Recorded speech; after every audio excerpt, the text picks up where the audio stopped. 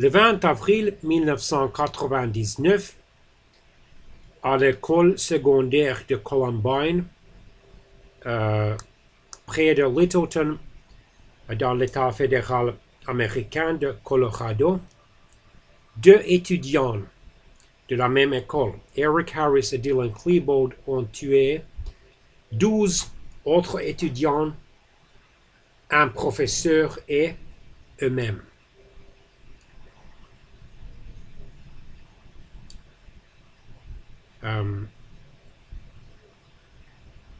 Ils ont blessé plus ou moins grièvement 24 autres élèves, dont 3 qui tentaient de fuir.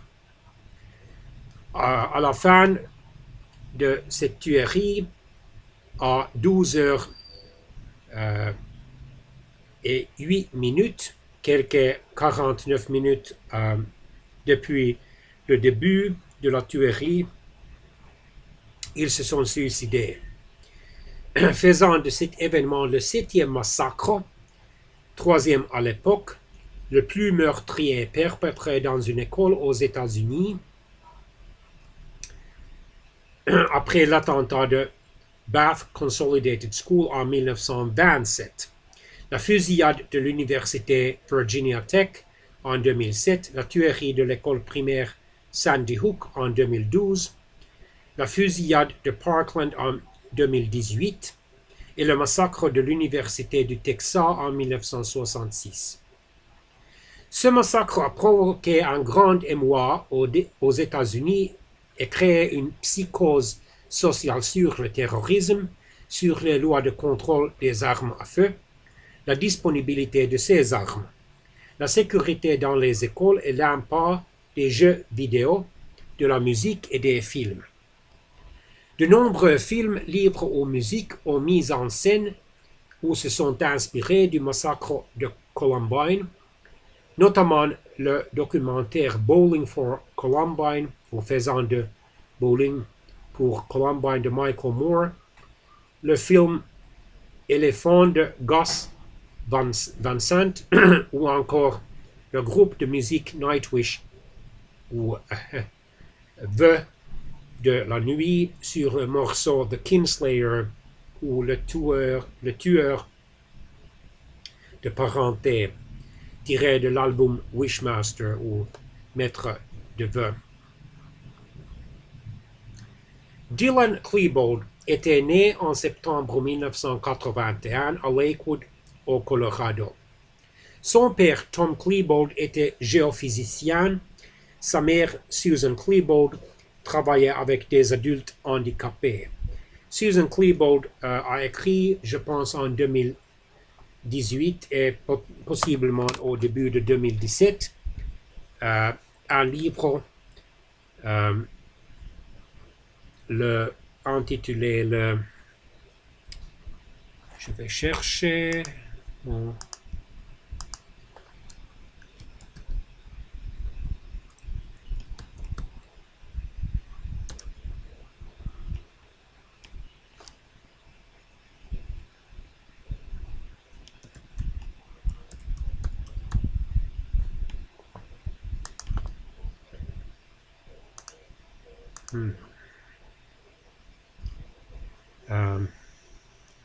l'estimation compte ou le calcul d'une mère, où il a décrit sa vie avant, durant et après ce massacre. Et ses problèmes de réconcilier son amour maternel pour son fils Dylan et son outrage contre le massacre où Dylan a participé. Et il a donné plusieurs entrevues ou entretiens télévisés ou vidéos sur ces choses. Dylan avait un grand frère, Byron, Eric Harris était né en avril 1981 à Wichita, Kansas, au Kansas, un autre État fédéral américain. En fait, seulement 11 jours calculés d'une façon anglaise ou 12 jours calculés d'une façon française, il a célébré son 18e anniversaire. Eric était le fils de Wayne Harris, un transporteur dans la force aérienne de l'armée des États-Unis, et de Catherine Harris, un traiteur. Aussi, Eric avait un frère, Kevin. En 1993, la famille d'Eric a déménagé à Littleton et il est allé alors à l'école Carey Middle, où il a fait la rencontre de Dylan. En 1986, Eric Harris a créé un site internet dont l'objectif initial était de diffuser des niveaux du jeu Doom ou le jugement, mais le site est devenu rapidement une sorte de journal intime de Harris dans lequel celui-ci a inscrit ses sentiments et pensées envers ses parents, l'école et ses amis. Au fil des mois, le ton est devenu plus violent et la méfiance de Harris envers la société est devenue plus évidente. Donc, il a commencé à publier des méthodes de fabrication d'explosifs. En 1997, il a publié des menaces de mort concernant Brooks Brown, un de ses anciens amis. La mère de Brown a porté plainte auprès du bureau du shérif du comté de Jefferson au sujet d'Eric Harris, le croyant être dangereux, et une enquête fut ouverte. Michael Guerra, l'adjoint du shérif du comté, a découvert que Harris avait publié une liste d'étudiants et d'enseignants à abattre en premier à l'école secondaire Columbine et que la teneur de ses propos était également d'une grande violence. Harris a admis avoir des explosifs. Guerra a rédigé un rapport en vue d'obtenir un mandat de perquisition pour la maison des Harris, mais il ne fut jamais transmis à un juge. Son existence n'allait être connue qu'en 2001, 2 ans après le massacre. Une fois ce rapport révélé, une série d'enquêtes furent menées concernant le comté de Jefferson. Les fichiers de l'inspecteur Guerra concernant ce dossier avaient disparu des ordinateurs du comté. Des copies partielles de ces fichiers ont finalement été retrouvées, mais le rapport intégral semble définitivement perdu. En janvier 1988, Eric Harris et Dylan Klebold sont arrêtés ou étaient arrêtés en possession d'outils et d'équipements volés quelques minutes plus tôt dans un van stationné près de Littleton dans le Colorado. Les 2 adolescents ont passé devant un juge et ont plaidé coupables à l'accusation de vol.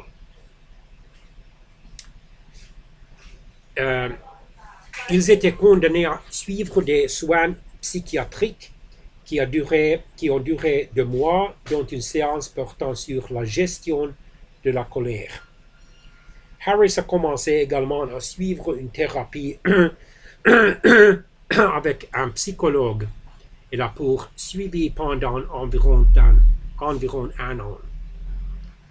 Peu après l'audience de Klebold, le site de Harris a retrouvé son but principal, la diffusion de niveau du jeu Doom. Harris a commencé à écrire ses pensées et ses plans dans un journal papier. Il a souffert de dépression, de poussées de colère et de pensées suicidaires.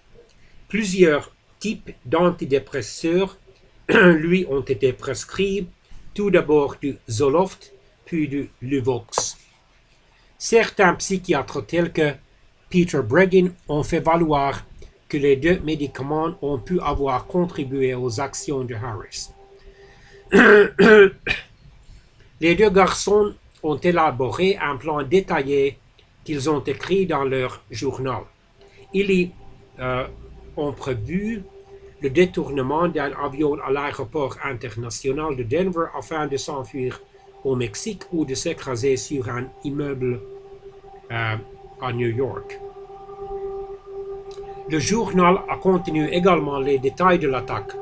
Après avoir réglé les bombes dans la cafétéria pour qu'elles explosent à l'heure de la plus grande affluence, tuant plusieurs centaines d'étudiants, ils utiliseraient leurs fusils pour tirer sur les survivants tentant de fuir l'école. Cependant, ce plan initial a échoué puisque leurs explosifs principaux n'ont pas explosé. Dans les mois précédant les attentats, Harris et Klebold ont fait l'acquisition de deux armes à feu 9 mm et de deux fusils de chasse de calibre 12. Une des armes et les deux fusils de chasse ont été achetés par une amie, Robin Anderson, qui était aussi une étudiante de l'école secondaire de Columbine, au salon de Tanner Gun en décembre 1998. Harris et Klebold ont acheté une arme de poing à un autre ami, Mark Maines, pour $500 américains. Grâce aux instructions trouvées sur Internet, les deux adolescents fabriquèrent 99 engins explosifs improvisés de taille et de conception diverses. Bombes au propane, 15, bombes tuyaux ou pipe bomb en anglais, 27, cocktail Molotov, 7, et bombes au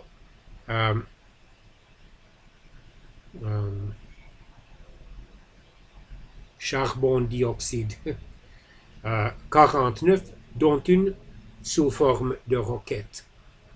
Lors du massacre, Dylan a porté sur lui plusieurs couteaux, un fusil et un pistolet semi-automatique 9 mm. Quant à Eric, il a possédé un couteau de chasse, une carabine ainsi qu'un fusil à pompe de calibre 12. À 11h10, le mardi 20 avril 1999, 110 ans après la naissance du dictateur nazi allemand Adolf Hitler, que les deux garçons admiraient beaucoup, Eric et Dylan sont arrivés à l'école secondaire Columbine dans deux voitures différentes. Ils se sont garés dans deux parkings différents sur des emplacements non réservés. Ils se sont équipés et ils se sont rejoignés peu après.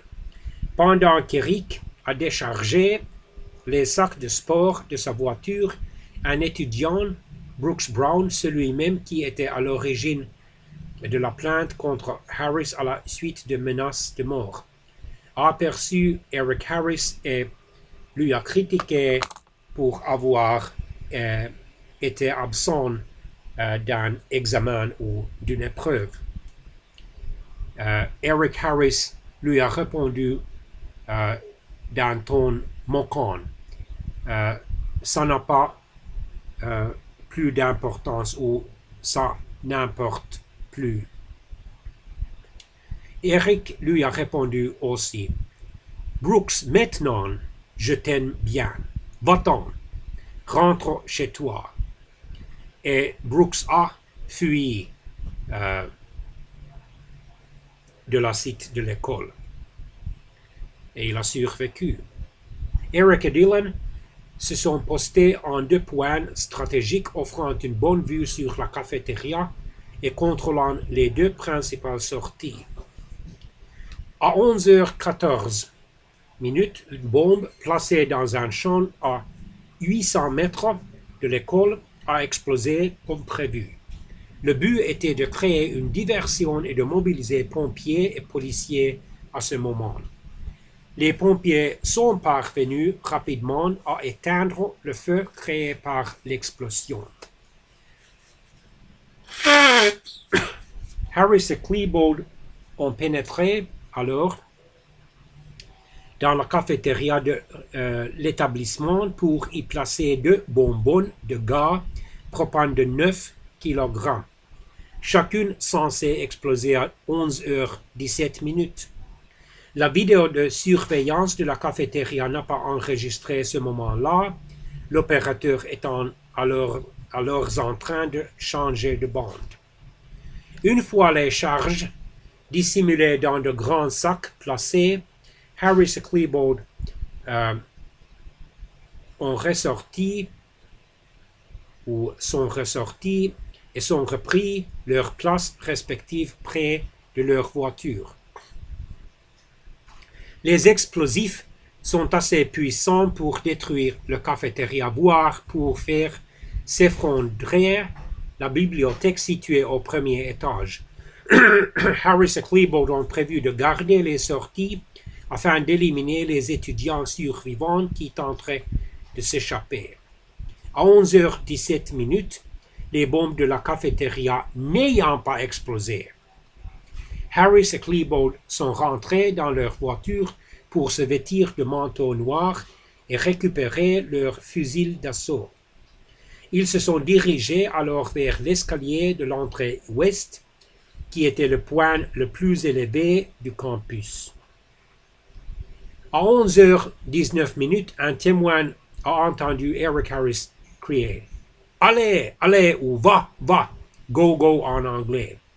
Les 2 adolescents ont ouvert le feu et ont tiré sur une fille chrétienne avec des dons artistiques pour la poésie, la littérature, la pantomime et la danse, et même pour la drame.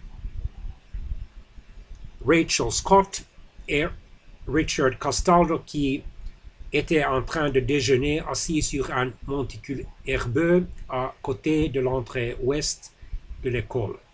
Scott était tué, Castaldo était grièvement blessé.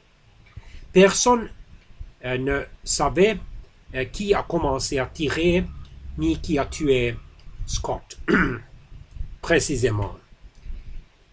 Eric a enlevé alors son manteau, il a sorti son 9 mm semi-automatique. Il a tiré sur un groupe de 3 étudiants vers l'escalier ouest. Daniel Rohrbaugh, Sean Graves et Lance Kirkland. Harris et Klebold se sont tournés et ont tiré sur 2 étudiants assis dans l'herbe vers le sud. Michael Johnson a été touché, mais il a pu s'enfuir. Mark Taylor a été également touché. Klebold est descendu alors l'escalier en direction de la cafétéria. Il a tiré une fois de plus sur Lance Kirkland au visage, le blessant grièvement. Il se dirigeait ensuite vers Daniel Rohrbaugh, qui rampait pour descendre les escaliers, et lui a tiré dans le dos, à bout portant, le tuant. Il se dirigeait ensuite vers la cafétéria, certainement pour voir pourquoi les bombes au propane n'avaient pas explosé. Pendant ce temps, Harris a tiré sur plusieurs étudiants, blessant Anne-Marie Brad alors qu'elle tentait de fuir. Après quelques secondes, Klebold est remonté l'escalier et a rejoint Harris. Une professeure d'art plastique, Patty Nielsen, pensant que Harris et Klebold tournaient une vidéo amateur, se dirigeait vers eux avec l'étudiant Brian Anderson et les a interpellés en leur demandant d'arrêter. Harris a tiré alors en direction de Patty Nielsen, qui était blessée par des éclats de verre. Elle est parvenue à se réfugier dans la bibliothèque où elle est parvenue à prévenir la police par téléphone. Brian Anderson était également blessé par des éclats de verre. À 11h24, un premier officier de police s'est rendu rapidement sur les lieux et a échangé des tirs avec Harris et Klebold. L'alerte était alors donnée et les autorités, bien que dépassées comme l'ont montré les enregistrements de leurs échanges radio, savaient qu'une fusillade était en cours dans l'école secondaire Columbine. Lorsque l'officier était à court de munitions, Harris et Klebold sont entrés dans l'école et se sont dirigés vers la cafétéria en traversant les couloirs, tirant sur ceux qu'ils rencontraient sans distinction. Stephanie Monson à la cheville, ainsi que Dave Sanders à la poitrine. Ce dernier tentait de prévenir les étudiants de la bibliothèque. Dave Sanders était un professeur de cette école, possiblement dans l'informatique. Il était aussi l'entraîneur d'un club athlétique. Il était le seul professeur à l'école secondaire de Columbine d'être tué dans ce massacre. Dave Sanders est mort à 15h ou à 3h de l'après-midi des suites d'une très grave hémorragie. À 11h29, les deux élèves ont pénétré dans la bibliothèque où se sont cachés alors sous les tables 52 étudiants et 2 professeurs, dont l'enseignante Patty Nielsen. Harris a hurlé « Debout, debout » ou « Get up » en anglais, assez fort pour qu'il puisse être entendu sur l'enregistrement de l'appel que Patty Nielsen passait alors à la police. Des étudiants affirment ou ont affirmé avoir entendu Harris crier des choses telles que « Tous ceux avec des casquettes blanches, levez-vous.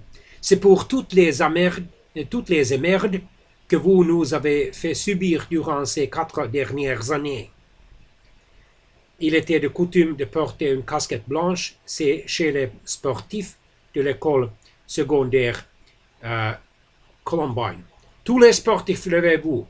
Nous allons prendre les gars aux casquettes blanches. » Les 2 étudiants ont tiré sur les élèves cachés sous les tables, ont discuté avec certains avant de les abattre ou de les laisser partir, comme John Savage, un ami de Dylan, à qui ce dernier a crié de partir, ou encore Cassie Bernal, une autre fille chrétienne qui a été commémorée par au moins des milliers de chrétiens américains après son meurtre ou sa meurtre, à qui Eric possiblement aurait demandé « Crois-tu en Dieu ?» Selon plusieurs personnes, possiblement Eric a demandé à une autre fille, Valine Schnur, « Crois-tu en Dieu ?» Mais on ne sait pas définitivement si c'était Valine ou Cassie à qui Eric a posé cette question.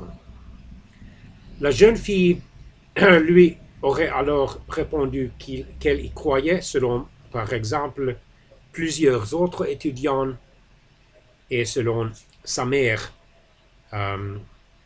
Misty, qui même a écrit une biographie de Cassie intitulée « Elle a dit oui ». Eric a tiré alors, tuant Cassie sur le cou. Le recul de l'arme lui a cassé le nez. Ils ont commis dans ce lieu le plus grand nombre de victimes. 10 élèves ont péri en 7 minutes. Ils ont lancé également plusieurs bombes, bien que nombre d'entre elles ne soient pas fonctionnelles. Ils ont évoqué alors l'idée de commencer à poignarder les étudiants. Peut-être qu'on devrait commencer à poignarder les gens, ça serait plus drôle. À 11h42, les deux étudiants sont sortis de la bibliothèque, certainement à cause du nez de Harris qui saignait abondamment, mettant ainsi fin au massacre. Ils se sont rendus à la cafétéria qu'ils ont vandalisée, puis ils ont erré dans les couloirs de l'établissement, terrorisant les élèves cachés dans leur salle de classe ou dans les toilettes, en les menaçant de mort et sans toutefois se servir à nouveau de leurs armes. À 12h ou au midi, les deux meurtriers sont retournés ensuite à la bibliothèque, d'où toutes les victimes, excepté 2 blessés, ont fui. Après quelques échanges de coups de feu avec les policiers situés à l'extérieur, ils se sont suicidés à 12h08 d'une balle de pistolet dans la tête pour Klebold et d'une balle de fusil à pompe dans la bouche pour Harris. Les autorités ont signalé des bombes tuyaux à 13h et 2 équipes d'intervention sont entrées dans l'école à 13h09. Ils ont avancé de classe en classe, découvrant les élèves et les professeurs cachés. Tous les étudiants, les enseignants et employés de l'école furent amenés, interrogés, puis soignés avant d'être transférés par autobus. Les policiers ont retrouvé les corps de la bibliothèque à 15h30. Et les victimes étaient bien sûr les suivants qui ont été tués. Rachel Scott, âgée de 17 ans. Daniel Rohrbo, âgé de 15 ans. Puis Dave Sanders, âgé de 47 ans. Kyle Velasquez, un étudiant de l'éducation spéciale, âgé de 16 ans. Stephen Kerno, âgé de 14 ans. Cassie Bernal, âgé de 17 ans. Isaiah Scholes, le seul victime afro-américaine, âgé de 18 ans. Matthew Kechter, ou Kechter, âgé de 16 ans. John Tomlin, âgé de 16 ans. Un autre chrétien professant, probablement aussi, ou possiblement aussi Isaiah Scholes était un chrétien. Kelly Fleming, âgé de 16 ans. Daniel Mauser, âgé de 15 ans. Corey DePooter, âgé de 17 ans. Et Dylan Klebold, âgé de 16 ans, 17 ans, et Eric Harris, âgé de 18 ans, se sont suicidés. Les gens suivants ont été blessés. Richard Castaldo, âgé de 17 ans. Sean Graves, âgé de 15 ans. Lance Kirkland, âgé de 16 ans. Michael Johnson, âgé de 15 ans.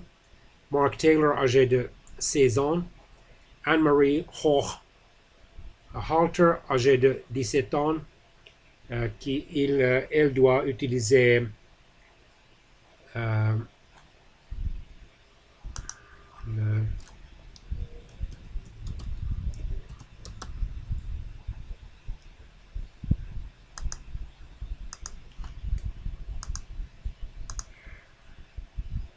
le fauteuil roulant parce elle est paralysée ou ses jambes sont paralysées.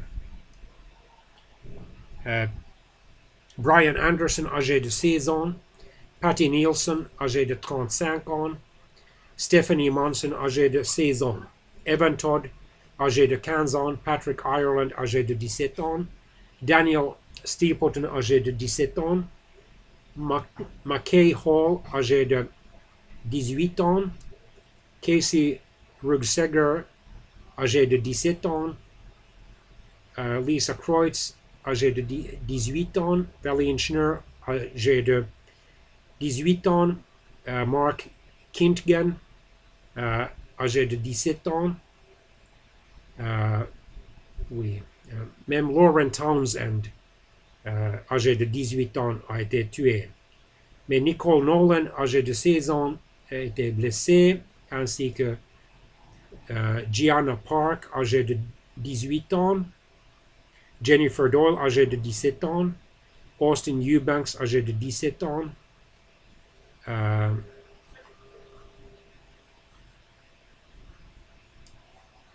Raison possible du massacre. Psychopathie et la dépression. La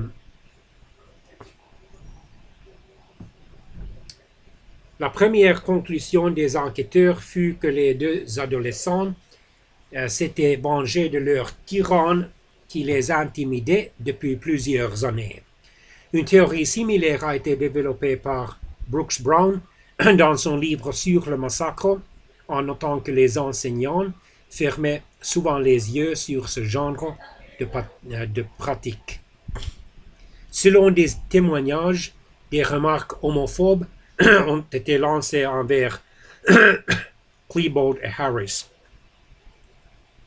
5 années après l'événement, c'est-à-dire en 2004, le FBI, le Bureau fédéral de l'enquête des États-Unis, et son équipe de psychologues et psychiatres, tels que le docteur Frank Hochberg, ont rendu public leurs conclusions dans un article. Ils ont fait valoir que Harris était un psychopathe atteint d'un complexe de supériorité et que Klebold était dépressif.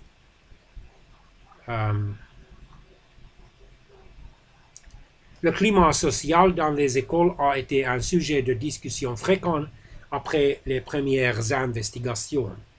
Il a été dit que Klebold et Harris ont été isolés du reste de leurs camarades de classe, ce qui a renforcé leur sentiment d'impuissance, d'insécurité et de dépression, ainsi qu'un fort besoin d'attention. Cela a été mis en doute car Harris et Klebold avaient un cercle étroit d'amis avec lesquels ils sortaient régulièrement à la fin de la semaine. Durant les semaines suivant la fusillade, les rapports des médias sur les deux élèves les montrèrent comme faisant partie du mouvement gothique. Harris et Klebold étaient considérés comme faisant partie d'un club appelé la Mafia Trenchcoat. La musique, principalement le heavy metal, et des groupes comme Rammstein, KMFDM ou Marilyn Manson ont été mis en cause. À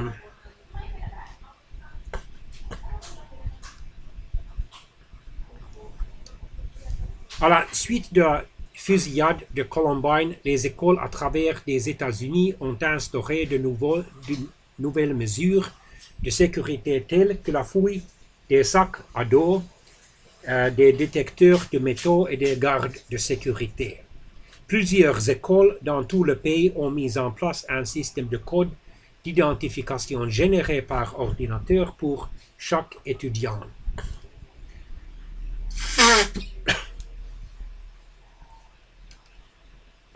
En effet, la vitesse et les techniques d'intervention du SWAT ont été critiquées. La police a suivi la tactique traditionnelle à Columbine, à savoir entourer le bâtiment puis mettre en place un périmètre afin de limiter les dégâts. Cette approche a été remplacée par une tactique qui a pris en compte la présence d'un tireur actif dont l'intérêt est de tuer et non pas de prendre des otages. En 2000, des législations fédérales ont été mises en place requérant des verrous de sécurité sur les armes à feu ainsi que l'interdiction de l'importation des magasins de munitions en grande capacité.